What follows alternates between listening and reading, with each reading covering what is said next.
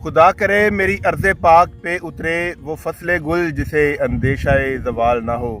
यहाँ जो गुल खिले वो खिला रहे सदियों, यहाँ से ख़ुदा को गुज़रने की मजाल ना हो। नाज़रीन, मैं आपका होस्ट अख्तर चौधरी और आप देख रहे हैं मेरा यूट्यूब चैनल हिस्टोरिकल पाकिस्तान। तो नाज़रीन, आज मैं आया हूँ चक नंबर 3 1RA में और आपको यहाँ दिखाएंगे कि कितना खूबसूरत ये देसी लहसन है और इसकी बड़ी टेक्निक के साथ इसको काश्त किया गया है। और जो मॉडर्न टेक्निक्स हैं ज़राअत की, एग्रीकल्चर की, उनको जो है ना मुतारफ़ करवाया गया इसमें। और ये खालस देसी है, इसमें जो वो मोटा होता है वो नहीं है, जो छोटा जो पंजाब का ख़ास तोहफ़ा होता है लहसन, ये वो वाला लहसन है। तो हम अब आपको इसके बारे में, इसके जो मालिक हैं उनसे बात करवाएंगे, उनके जो किस तरह से ज़मीन तैयार की जाती है, किस तरह से बीज जो लाया जाता है और किस तरह से इसको काश्त किया जाता है, वो पूरी तफसील आज हम आपको इसमें बताएंगे। की ना है ਤੁਹਾਡਾ ਜੀ? ਸ਼ੌਕਤ ਅਲੀ ਜੀ। ਤੇ ਇਹ ਰਕਬਾ ਤੁਹਾਡਾ? ਇਹ ਨਜਮ ਸਲਾਮ ਹੈ ਹੁੰਦਾ ਹੈ। ਪੀਰ ਨਜਮ ਸਲਾਮ ਦਾ? ਹਾਂਜੀ। ਅੱਛਾ ਅੱਛਾ। ਤੇ ਇਹ ਸਾਰਾ ਜਿਹੜਾ ਇੱਥੇ ਥੋਮ ਲੱਗਾ ਹੋਇਆ, ਲਸਣ ਲੱਗਾ, ਇਹ ਤੁਸੀਂ ਲਾਇਆ?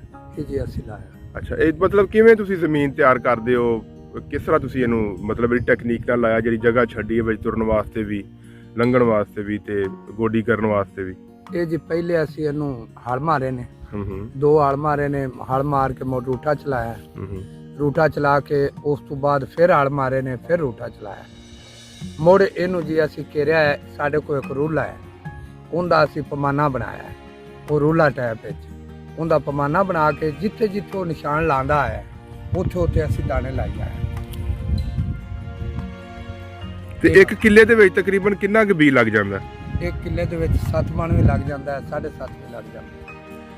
ਠੀਕ। ਤੇ ਕਿੰਨੇ ਪਾਣੀ ਮਤਲਬ ਇਹਨੂੰ ਲੱਗਦੇ ਨੇ, ਕਿੰਨੀਆਂ ਗੋਡੀਆਂ ਹੁੰਦੀਆਂ ਨੇ? ਪਾਣੀ ਇਹਨੂੰ ਜੀ ਕਮ ਸੋ ਕਮ ਹੀ ਹੁਣ 8ਵੀਂ 10ਵੀਂ ਵਾਰੀ ਹੋ ਗਈ ਇਹ ਲੱਗ ਗਿਆ ਹੈ।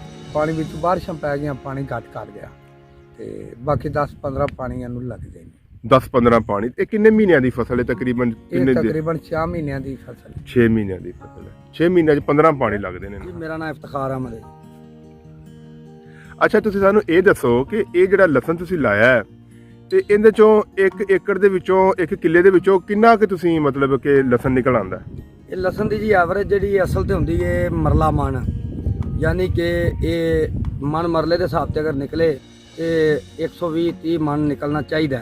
ਲੇਕਿਨ ਕਿਉਂਕਿ ਅਸੀਂ ਵਿਰਲਾ ਲਾਇਆ, ਵਿੱਚੋਂ ਜਗ੍ਹਾ ਛੱਡ ਕੇ ਲਾਈਏ ਲੰਘਣ ਵਾਸਤੇ ਵੀ ਤੇ ਫਾਸਲੇ ਬਣਾਏ ਨੇ, ਇਹਦੀ ਐਵਰੇਜ ਘੱਟ ਹੋਏਗੀ। ਇਹਦੀ ਐਵਰੇਜ ਜਿਹੜੀ ਆ ਉਹ 75-80 ਮਣ ਕਿੱਲਾ ਨਿਕਲਣੀ ਚਾਹੀਦੀ ਇਨਸ਼ਾਅੱਲਾ। ਕਿਉਂਕਿ ਜੇ ਕੱਢਿਆ ਨਹੀਂ ਨਿਕਲੇਗਾ ਤੇ ਪਤਾ ਲੱਗ ਜਾਏਗਾ, ਇੰਨੀ ਐਵਰੇਜ ਦੀ ਨਿਕਲਣੀ ਚਾਹੀਦੀ ਗਿੱਲੇ ਦੀ। ਤੇ ਜਦੋਂ ਸੁੱਕ ਜਾਂਦਾ ਫਿਰ ਉਸ ਦੇ ਬਾਅਦ ਕੋਈ 10-15 ਮਣ ਘਟਾਉਂਦਾ ਵਜ਼ਨ, ਭੁੱਕਾਂ ਲੈ ਜਾਂਦੀਆਂ ਨੇ, ਇਹਦੇ ਨਾਲ ਕੋਈ ਮਿੱਟੀ ਸਿੱਟੀ ਝੜ ਜਾਂਦੀ ਹੈ ਤੇ ਇਹ 55-60 ਮਣ ਕਿੱਲਾ ਸਕੂਨ ਦੇ ਨਾਲ ਨਿਕਲ ਆਉਂਦਾ। ਤੇ ਇਹ ਮਤਲਬ ਕਿ ਕਿੰਨੇ ਦਾ ਕਿੱਲਾ ਹੋ ਜਾਂਦਾ? ਮਤਲਬ ਤੁਸੀਂ ਰੇਟ ਲਾਓ ਉਹਦਾ, ਪੈਸੇ ਲਾਓ, ਕਿੰਨੇ ਦਾ ਹੋ ਜਾਏਗਾ ਕਿੱਲਾ? ਰੇਟ ਦਾ ਜੀ ਫਿਲਹਾਲ ਤੇ ਰੇਟ ਦਾ ਮੰਡੀਆਂ ਦੇ ਵਿੱਚ ਜਾ ਰਿਹਾ ਹੈ 7,000, 7,500, 8,000 ਮਣ। ਜਦੋਂ ਅਸੀਂ ਲੈ ਕੇ ਪਾਇਆ ਸੀ ਉਦੋਂ 8,500 ਰੁਪਇਆ ਮਣ ਸੀ। ਹੁਣ ਐਸਤਾ ਜਿਹੜਾ ਨਾ ਜੀ ਇਹਦਾ ਰੇਟ ਵੱਧ ਰਿਹਾ। ਅੱਗੇ ਗਿੱਲਾ ਚੂੰਕਿ ਰੇਟ ਘੱਟ ਹੈ, ਅੱਗੇ ਰੇਟ ਦਾ ਵਧਣਾ। ਅਗਰ ਇਹ 8,000 ਰੁਪਇਆ ਮਣ ਵੀ ਹੋਵੇ ਤੇ ਤੁਸੀਂ 60 ਮਣ ਐਵਰੇਜ ਹੋਵੇ ਤੇ ਦਾ ਤੁਸੀਂ ਲਾ ਲਓ ਉਸ ਤੇ ਐਵਰੇਜ ਕਿੰਨੀ ਬਣ ਜਾਏਗੀ? 4 ਲੱਖ 20, 4 ਲੱਖ 4, 4.5 ਲੱਖ ਦਾ ਠੀਕ ਬਣ ਜਾਏਗਾ ਜੀ ਕਮ ਸੇ ਕਮ। ਤੇ ਇਹਦੇ ਤੇ ਖਰਚਾ ਜਾਨੀ ਕਿ 4.5 ਲੱਖ ਰੁਪਏ ਦਾ ਕਿੱਲਾ ਹੋ ਜਾਂਦਾ ਹੈ। ਹਾਂਜੀ। ਤੇ ਇਹਦੇ ਤੇ ਖਰਚਾ ਕਿੰਨਾ ਕੁ ਆ ਜਾਂਦਾ 1 ਕਿੱਲੇ ਦੇ ਉੱਤੇ? ਖਰਚਾ ਜੀ 20 ਘਰ ਦਾ ਹੋਵੇ ਤੇ ਫਿਰ ਤੁਹਾਡਾ ਕੋਈ ਖਰਚਾ ਨਹੀਂ, ਫਿਰ ਤੇ 20-25,000 ਰੁਪਇਆ ਖਰਚਾ ਹੈ, 20,000 ਰੁਪਇਆ 20-25 ਸਪਰੇਵਾਂ ਖਾਦਾਂ ਪਾ ਕੇ। ਲੇਕਿਨ ਅਗਰ ਤੁਹਾਡਾ 20 ਤੁਸੀਂ ਮੁੱਲ ਲੈਣਾ ਤੇ ਫਿਰ ਖਰਚਾ ਜ਼ਿਆਦਾ ਹੋ ਜਾਂਦਾ, ਫਿਰ 5 ਮਣ ਬੀਜ ਦੇ ਵੀ ਪੈਸੇ ਪੈ ਜਾਣਗੇ। ਇਹੀ ਇਹਦਾ ਖਰਚਾ। ਬਾਕੀ ਇਹਦੇ ਤੇ ਮਿਹਨਤ ਹੈ ਜਿੰਨੀ ਤੁਸੀਂ ਕਰ ਲਓ। ਖਾਦ ਦੇ 4 ਬੋਰੀਆਂ ਖਾਦ ਉਹਦਾ ਵੀ ਖਰਚਾ ਹੀ ਹੈ ਨਾ। ਇਹਦੇ ਕਮ ਸੇ ਕਮ 50-60,000 ਰੁਪਇਆ ਕਿੱਲੇ ਦਾ ਖਰਚਾ ਹੈ। 50-60,000 ਕਿੱਲੇ ਦਾ ਖਰਚਾ ਹੈ। ਇਹਦਾ ਖਰਚਾ ਹੈ ਤੇ ਫਿਰ ਮੁਨਾਫਾ ਵੀ ਉਸ ਹਿਸਾਬ ਨਾਲ ਮਤਲਬ ਜ਼ਿਆਦਾ ਹੈ ਕਿ 6.5 ਮਹੀਨੇ ਦੀ ਫਸਲ ਹੈ ਤੇ ਤਕਰੀਬਨ 4.5 ਲੱਖ ਦੀ ਅਗਰ ਹੋ ਜਾਂਦੀ ਹੈ ਤੇ ਮਤਲਬ ਕਿ ਤੁਹਾਨੂੰ ਪੌਣੇ 4 ਲੱਖ ਬਚ ਜਾਂਦਾ ਇਹਦੇ ਚ ਆਰਾਮ ਨਾਲ। 60,000 ਰੁਪਇਆ ਖਰਚਾ ਕੀਚਾ ਬਚਦਾ ਹੈ। ਕੀ ਬਾਤ, 6 ਮਹੀਨਿਆਂ ਦੇ ਵਿੱਚ ਬਸ। ਤੇ ਜੱਟ ਸਾਹਿਬ ਤੁਸੀਂ ਸਾਨੂੰ ਇਹ ਦੱਸੋ ਕਿ ਇਹ ਜਿਹੜਾ ਤੁਸੀਂ ਇਹਨੂੰ ਸਪਰੇਅ ਕਰਦੇ ਹੋ, ਜ਼ਹਿਰਾਂ ਪਾਉਂਦੇ ਹੋ, ਤੇ ਉਹ ਤੁਸੀਂ ਕਿੰਨੀਆਂ ਕੁ ਪਾਉਂਦੇ ਹੋ ਜਾਂ ਕਿ ਰੂੜੀ ਪਾਉਂਦੇ ਹੋ, ਖਾਦਾਂ ਪਾਉਂਦੇ ਹੋ? ਇਹਦਾ ਸਹੀ ਤਾਂ ਤਰੀਕਾ ਜੀ ਜ਼ਮੀਨ ਦੀ ਤਿਆਰੀ ਦੇ ਵਿੱਚ ਤੁਹਾਨੂੰ ਜਿਹੜਾ ਨਾ ਇਹਦੇ ਤੇ ਰੂੜੀ ਜ਼ਰੂਰੀ ਹੈ। ਲੇਕਿਨ ਚੂੰਕਿ ਇਹ ਮੂੰਜੀ ਵਾਲੀ ਜ਼ਮੀਨ ਸੀ ਤੇ ਪਹਿਲਾ ਤਜਰਬਾ ਸੀ, ਇਹਦੇ ਤੇ ਅਸੀਂ ਰੂੜੀ ਨਹੀਂ ਪਾ ਸਕੇ, ਲਿਆਦਾ ਇਹਦੇ ਵਿੱਚ ਖਾਦ ਆ।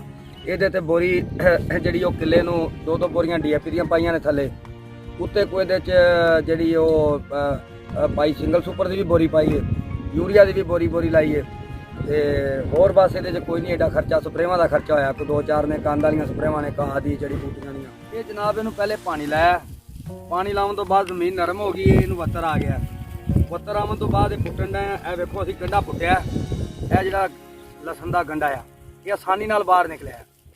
ਇਹਦੀ ਟੈਕਨੀਕ ਹੈ ਕਿ ਇਹਨੂੰ ਪਾਣੀ ਲਾ ਕੇ ਨਰਮ ਕਰਕੇ ਹੁਣ ਰੰਬੀ ਨਾਲ ਪੁੱਟ ਕੇ ਰੱਖਣ ਦਾ।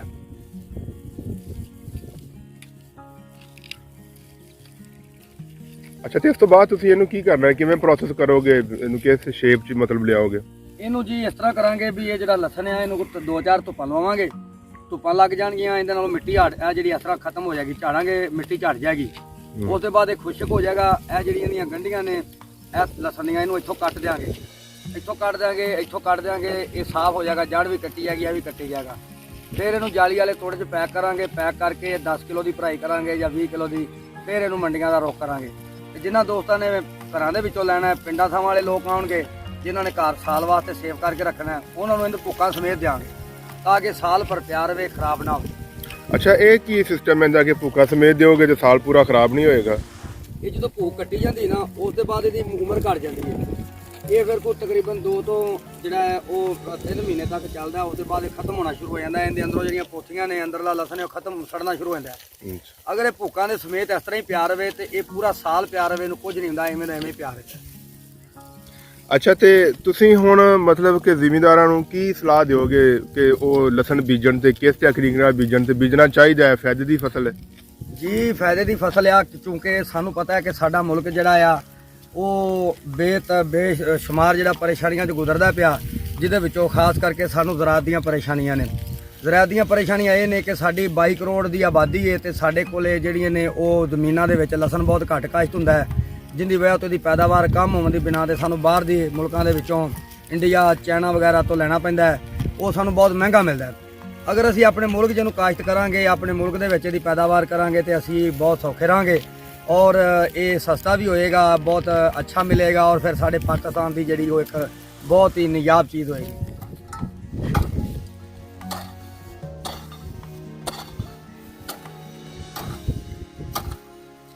ਹਾਂਜੀ ਭਾਈ ਜੀ, ਜਰਾ ਸਾਡੀ ਗੱਲ ਸੁਣੋ। ਅੱਛਾ, ਇਹ ਤੁਸੀਂ ਭਾਈ ਇਸ ਲਸਣ ਨੂੰ ਕਿੰਨੀਆਂ ਗੋਡੀਆਂ ਕੀਤੀਆਂ ਨੇ?